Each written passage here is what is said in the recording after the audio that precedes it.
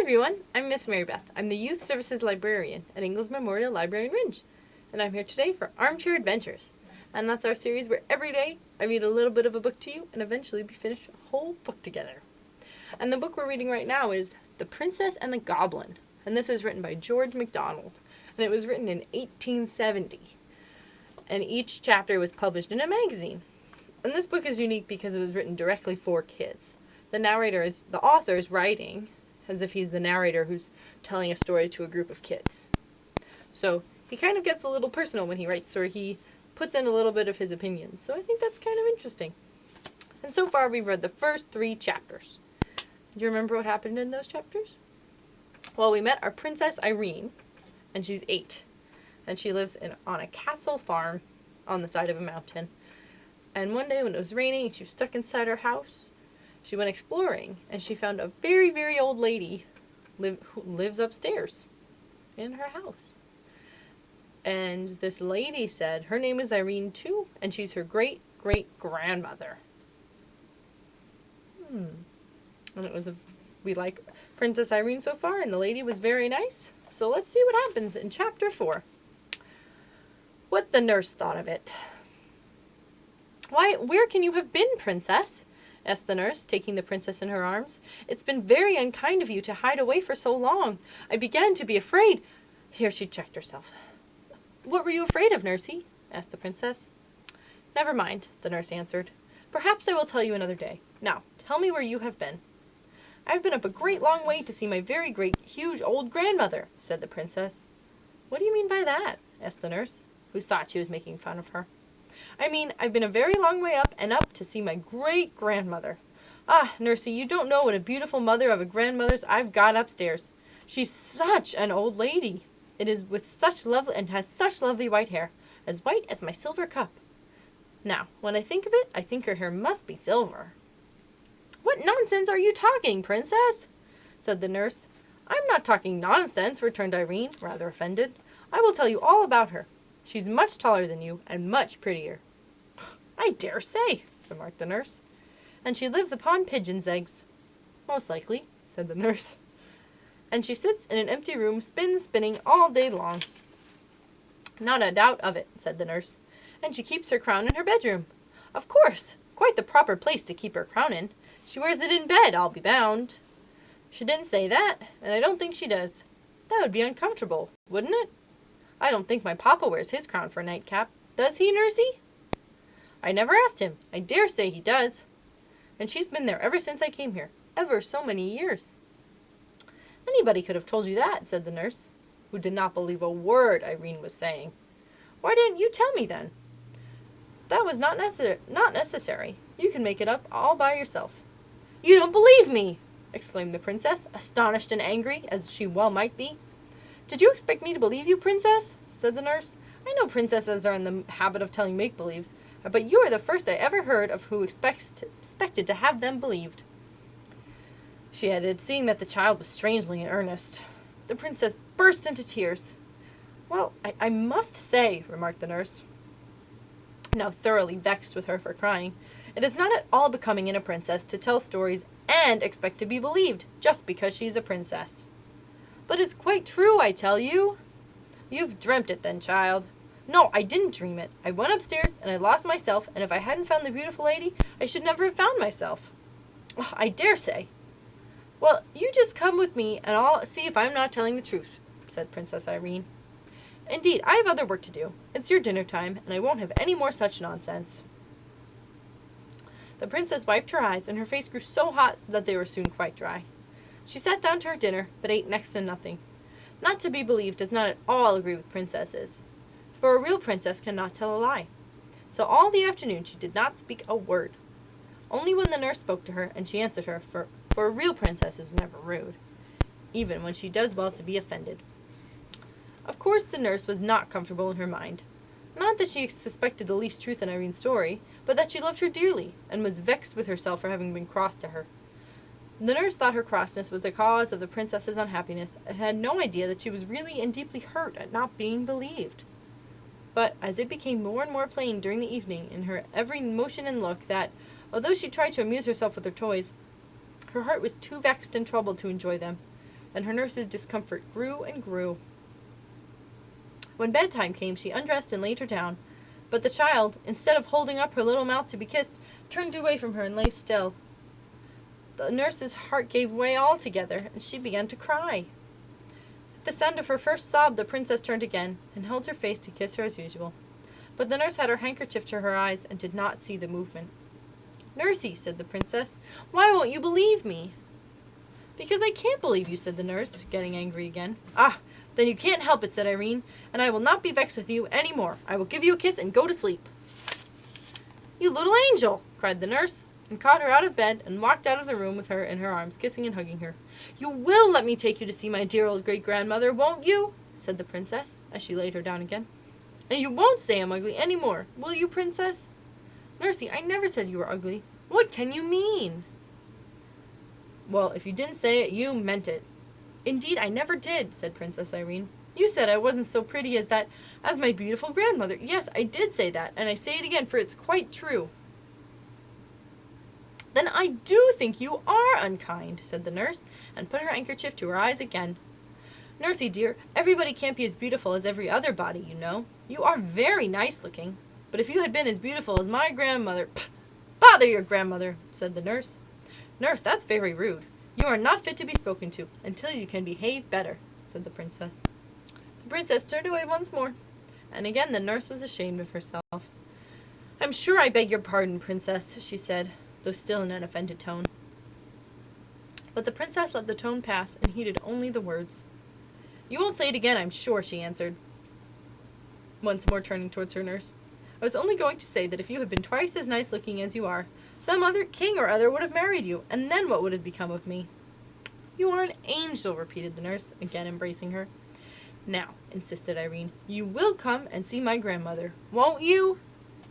"I will go with you anywhere you like, my cherub," she answered, and in 2 minutes the weary little princess was fast asleep. And that was the end of Chapter 4. Chapter 5 is called "The Princess Lets Well Enough Alone." When she woke the next morning, the first thing she heard was the rain still falling. Indeed, this day was so like the last that it would have been difficult to tell what was the use of it. The first thing Irene thought of, however, was not the rain, but the lady in the tower. And the first question that occupied her thoughts was whether she should not ask the nurse to fulfill her promise this very morning, and go with her to find her grandmother as soon as she had had her breakfast. But she came to the conclusion that perhaps the lady would not be pleased if she took anyone to see her without first asking leave, especially if it was pretty evident, seeing that she lived on pigeons' eggs, and cooked them herself, that she did not want the household to know she was there. So the princess resolved to take the first opportunity of running up alone and asking whether she might bring her nurse. She believed the fact that she could not otherwise convince her was telling the truth, and would have much weight with her grandmother. The princess and her nurse were the best of friends all dressing time, and the princess in consequence ate an enormous little breakfast. "I wonder, Ludi," that was the name for her nurse, what do pigeons' eggs taste like?" she said, as she was eating her egg, not quite a common one, for they always picked out the pinky ones for her. "We'll get you a pigeon's egg, and you shall judge for yourself," said the nurse. "Oh, no, no," returned Irene, suddenly reflecting that they might disturb the old lady in getting it, and that even if they did not, she would have one less in consequence. "What a strange creature you are," said the nurse. "First to one thing, and then to refuse it." But she did not say it crossly, and the princess never minded any remarks that were not unfriendly.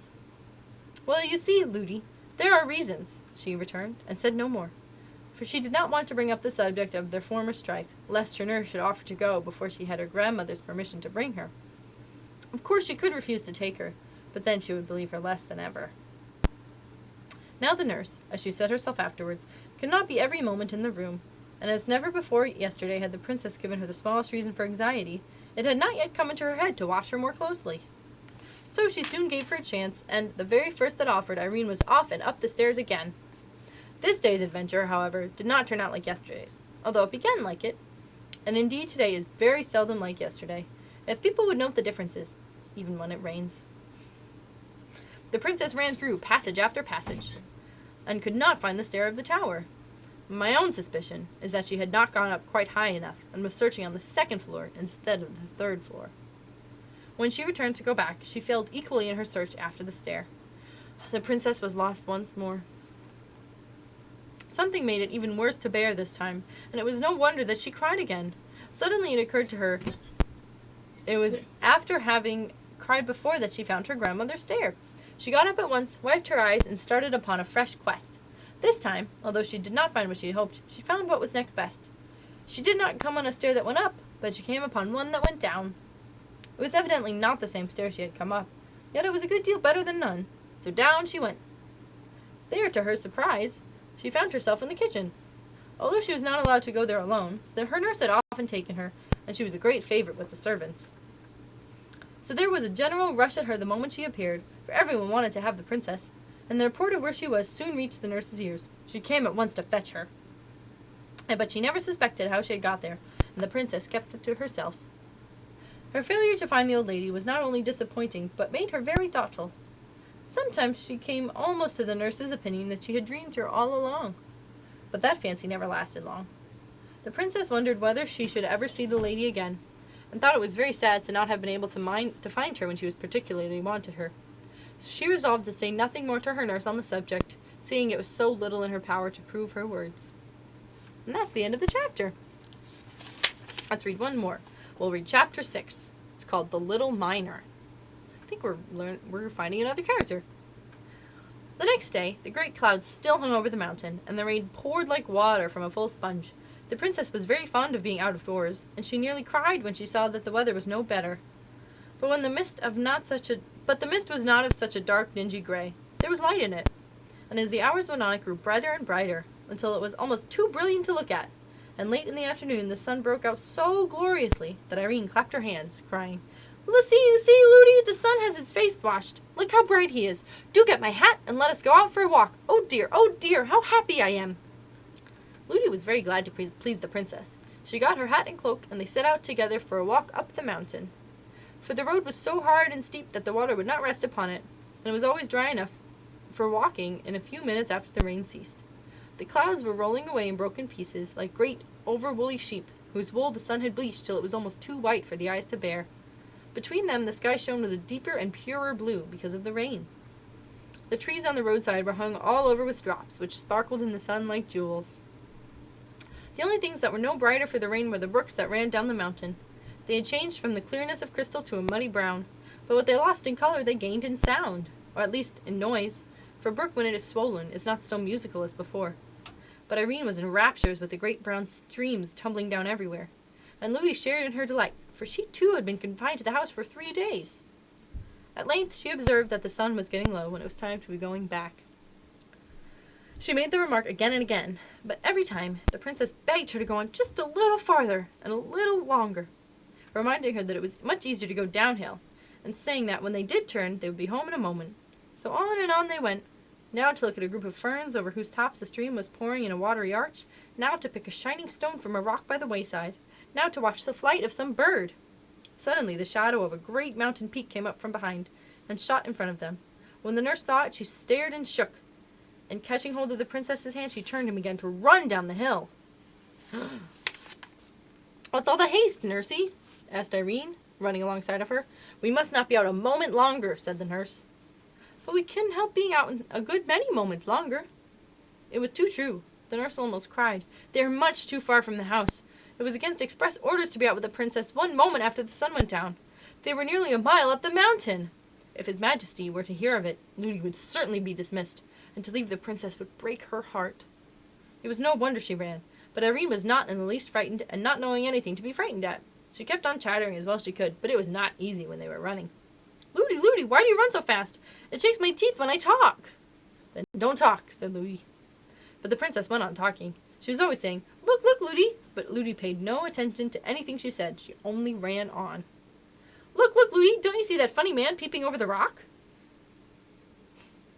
Ludi ran faster. They had to pass the rock, and when they came nearer, the princess saw it was only a lump of the rock itself that she had thought was a man. "Look, Ludi, look! There's such a curious creature at the foot of that old tree. Look at it, Ludi. It's making faces at us, I think." Ludi gave a stifled cry and ran faster still, so fast that Irene's little legs could not keep up with her, and she fell with a crash.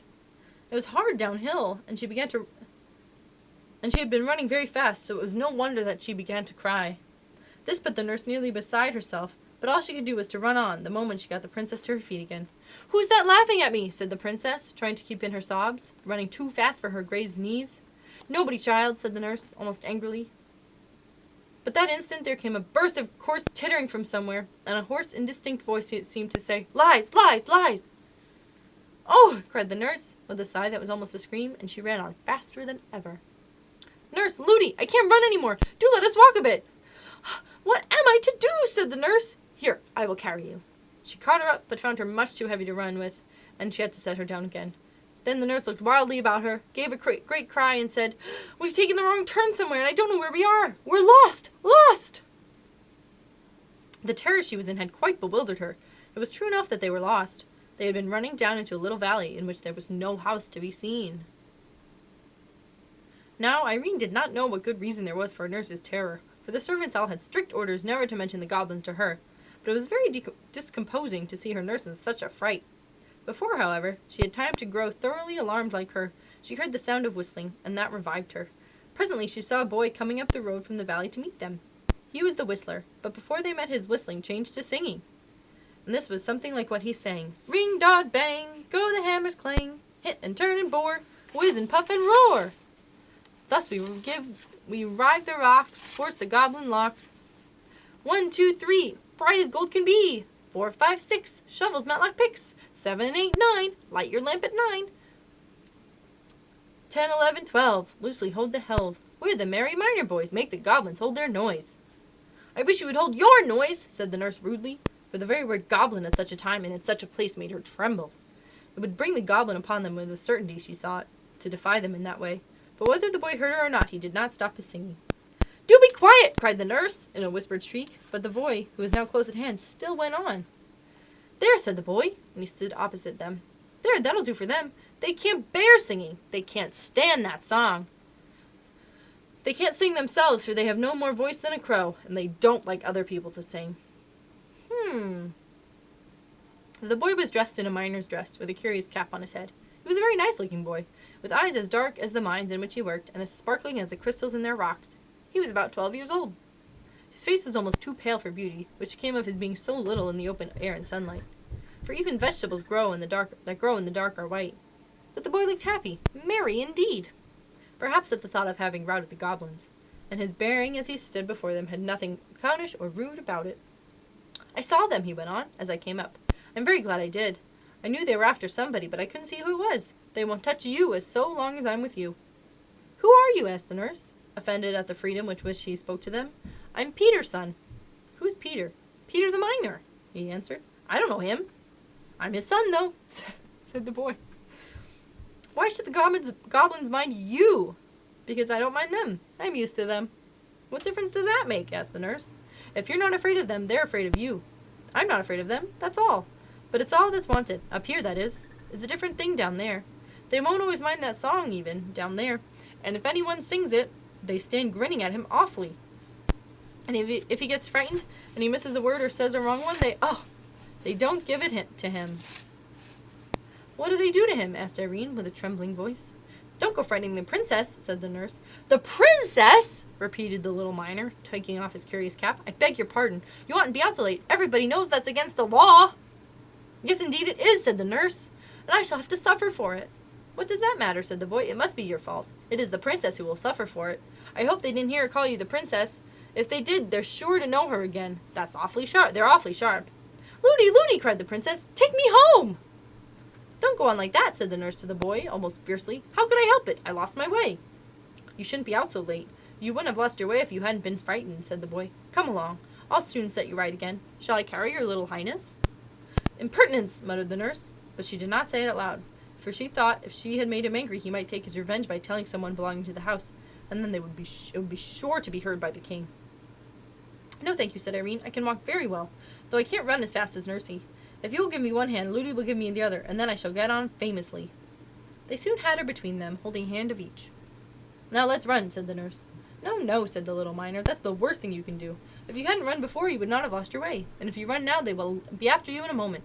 "I don't want to run," said Irene. "You don't think of me," said the nurse. "Yes, I do, Ludi. This boy says they won't touch us if we don't run." Yes, but they know at the house I've kept you out so late I shall be turned away, and that would break my heart. Turned away, Ludi? Who would turn you away? Your papa, child, she said. I'll tell him it was all my fault, and you know it was, Ludi. He won't mind that, I'm sure he won't. Then I'll cry, said the princess, and I'll go down on my knees to him, and I'll beg him not to take away my dear own Ludi. The nurse was comforted at hearing this, and said no more. They went on, talking pretty fast, but walking pretty fast, but taking care not to run a step. I want to talk to you, said Irene to the little miner, but it's so awkward, I don't know your name. My name's Curdy, little princess. What a funny name, Curdy. What more? Curdy Peterson. What's your name, please? Irene. What more? I don't know, what more? What more is my name, Ludi? Princesses haven't gotten more than one name. They don't want it. Oh then, Curdy, you must just call me Irene and no more. No indeed, said the nurse. He shall do no such thing. What shall he call me then, Ludi? His Royal Highness. What's that? Your Royal Highness. My Royal Highness? What's that? No, Ludi, I won't be called names. I don't like them. You told me once yourself it's only rude children that call names. I'm sure Curdy wouldn't be rude. Curdy, my name's Irene. Well, Irene, said Curdy with a glance at the nurse. It is very kind of you to let me call you anything. I like your name very much. He expected the nurse to interfere again, but he soon saw that she was too frightened to speak. She was staring at something a few yards before them in the middle of the path, where it narrowed between rocks so that only one could pass at a time. It is very much kinder of you to go out of your way and take us home, said Irene. I'm not going out of my way yet, said Curdy. It's on the other side of those rocks that the path turns off to my father's. You wouldn't think of leaving us till we're safe home, I'm sure, said the nurse. Of course not, said Curdy. You dear, good, kind Curdy. I'll give you a kiss when we get home, said the princess. The nurse gave her a great pull by the hand she held, but at that instant, the something in the middle of the way, which had looked like a great lump of earth brought down by the rain, began to move. One after another, it shot out 4 long things, like 2 arms and 2 legs, but it was now too dark to tell what they were. The nurse began to tremble from head to foot. Irene clasped Curdy's hand yet faster, and Curdy began to sing again. As he sung the last words of his long song, Curdy let go his hold of his companion and rushed at the thing in the road as if he would trample it under his feet. The thing gave a great spring and sprang straight up one of the rocks like a huge spider. Curdy turned back laughing and took Irene's hand again. She grasped his hand very tight, but said nothing till they had passed the rocks.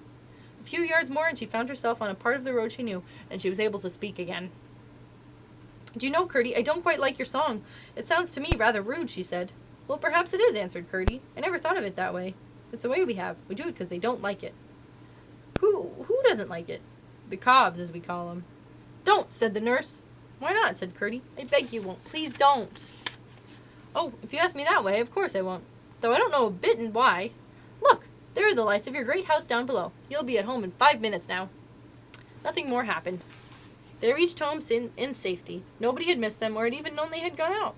And they arrived at the door belonging to their part of the house without anyone seeing them.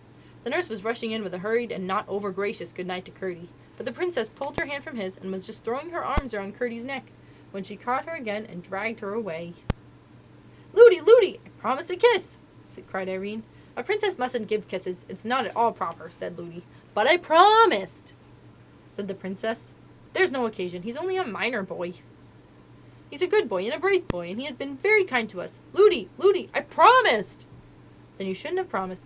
Ludi, I promised him a kiss, said the princess. Your Royal Highness, said Ludi, suddenly growing very respectful. You must come in directly. Nurse, a princess must not break her word, said Irene. Ludi did not know which the king might count the worst, to let the princess be out of her sunset or to let her kiss a minor boy. She did not know that, being a gentleman, as many kings have been, he would have counted neither of them the worse. However much he might have disliked his daughter to kiss the minor boy, he would not have had her break her word for all the goblins in creation. But, as I say, the nurse was not lady enough to understand this, and so she was in a great difficulty. For, if she insisted, someone might hear the princess cry and run to see, and then all would come out. But here, Curdy came again to the rescue. Never mind, Princess Irene, he said. You mustn't kiss me tonight, but you shan't break your word. I will come another time. You will be sure that I will. Oh, thank you, Curdy, said the princess, and she stopped crying. Good night, Irene. Good night, Ludi, said Curdy, and he turned and was out of sight in a moment. I should like to see him again, muttered the nurse, as she carried the princess to the nursery. You will see him, said Irene. You may be sure he will keep his word. He's sure to come again." "I should like to see him," repeated the nurse, and she said no more. She did not want to open a new cause of strife with the princess by saying more plainly what she meant. Glad enough that she had succeeded both in getting home unseen and in keeping the princess from kissing the miner's boy, she resolved to watch the princess far better in the future. Her carelessness had already doubled the danger she was in. Formerly, the goblins were only her fear. Were her only fear. Now she had to protect her princess from Curdie as well. And that is the end of chapter 6. What do you think? Do you like Curdie? I like him. I think he's very nice and brave and helpful. So we'll find out what goes on tomorrow, on Monday. So join me for chapter 7. Thanks for reading with me. Have a fun day.